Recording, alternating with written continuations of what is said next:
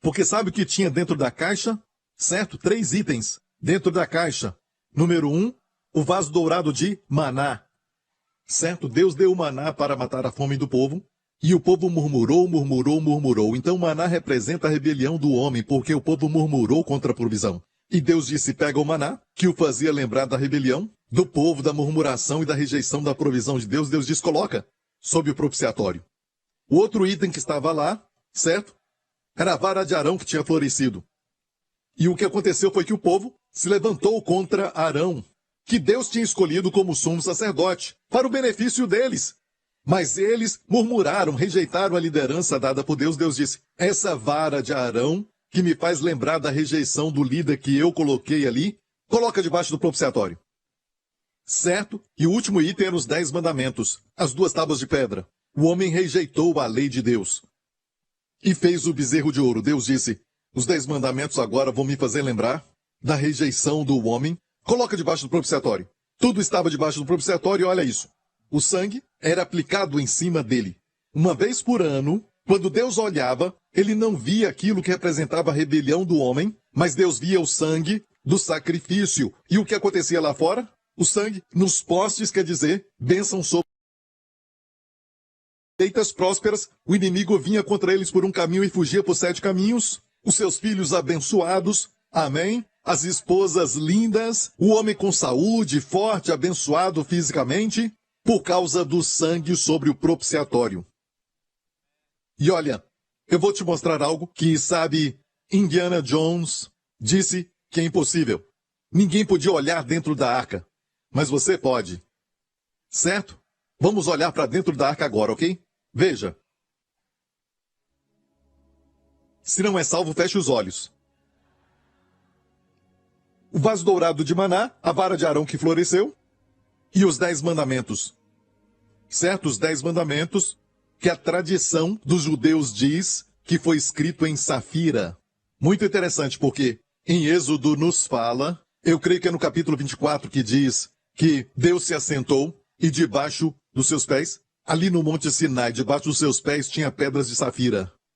É muito interessante porque na igreja primitiva, um homem chamado Ananias e sua esposa Safira mentiram e caíram mortos, causando temor ao povo, que não sabia que aquilo era tipologia. Certo? A história realmente aconteceu, mas tem uma verdade ali. Ananias quer dizer a graça de Deus. Anania em hebraico. Safira, esposa, quer dizer a lei, os 10 mandamentos. Quando você coloca Ananias e Safira juntos, o resultado é morte. Ok? Teve um outro homem chamado Ananias. Não é este, mas outro homem. Lembra quando Saulo ficou cego? Ele não era cego, mas ficou cego por causa da glória de Deus que apareceu. Ele caiu do cavalo, literalmente caiu do cavalo, certo? E ficou cego por 3 dias. E então Deus enviou um homem chamado Ananias, o mesmo nome. Ananias então quer dizer o quê? Em hebraico, Hanania, a graça de Deus. Hanan é graça e A de Yahvé, Hanania, que é a graça. Amém? E a primeira pessoa que Paulo viu foi a graça de Deus. Isso definiu o seu ministério. Ok? Dessa vez não tinha Safira. Não tinha lei, ok? Você entendeu? Então, escute isso, igreja. Quando o povo volta para a lei, está caindo da graça. O propiciatório. O propiciatório, a graça está acima da lei. Os 10 mandamentos. Por isso a Bíblia diz que quando você volta para a lei, você cai da graça. Você entendeu, igreja? Então o que aconteceu foi, levaram a arca e a colocaram em frente de Dagon, certo? Dagon caiu diante da arca que representa Jesus Cristo. E a obra concluída. Quando foram levar Jesus preso no jardim do Getsêmani, Jesus falou com eles com autoridade e perguntou, a quem buscais? E o povo, que eram soldados com espadas e tochas, alguns até com lanças, chegaram diante dele e falaram, estamos procurando Jesus. E ele disse, eu sou.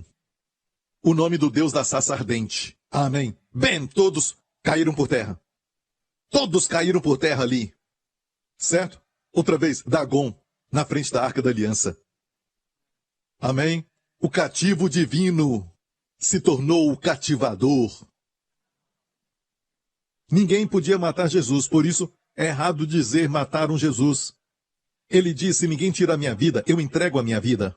Há alguns dias eu estava falando com o irmão Darren, com o pastor Darren, eu estava falando com ele sobre algumas coisas que eu vi nas Escrituras, alguns pedaços aqui e lá, mas olha, um certo dia foi muito claro para mim que ninguém morreu na presença de Jesus.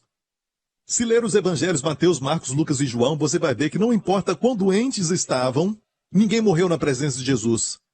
Só morreram porque Jesus não estava lá.